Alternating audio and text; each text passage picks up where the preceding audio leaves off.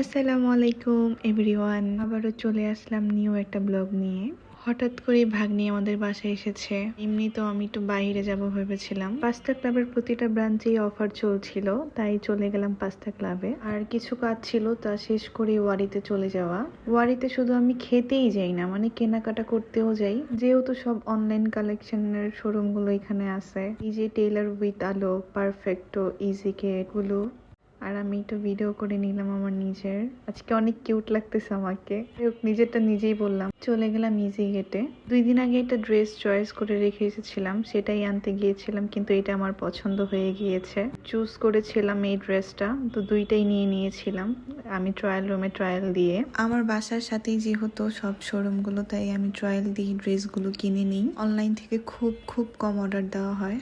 তারপর আর কি ড্রেস নিয়ে চলে গেলাম পাস্তা ক্লাবে। যেহেতু পাস্তা ক্লাবে অফার চলতেছে, আর পাস্তা ক্লাবে যাব না তা কি হয় নাকি।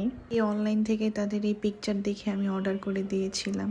খাবার আসার জন্য ওয়েট করছিলাম যে কখন খাবার আসবে। খাবার আসার আগে কিছু ভিডিও করতেছিলাম।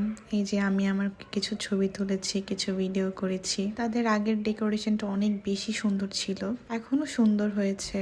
বাচ্চাদের এক সাইডে প্লে জোন, যেটা বাচ্চাদের জন্য ভালো। তারপর আমাদের খাবার চলে এসেছে।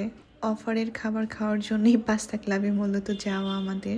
একটা প্লেটারের সাথে হচ্ছে আরেকটা প্লেটার ফ্রি ছিল, মানে বাই ওয়ান গেট ওয়ান অফারে। কম্বোতে ছিল Thai soup, spring roll, wonton, fried রাইসের সেট মেনু ছিল, আর হচ্ছে আমরা সফট ড্রিঙ্কসটা এক্সট্রা ভাবে অর্ডার করেছিলাম।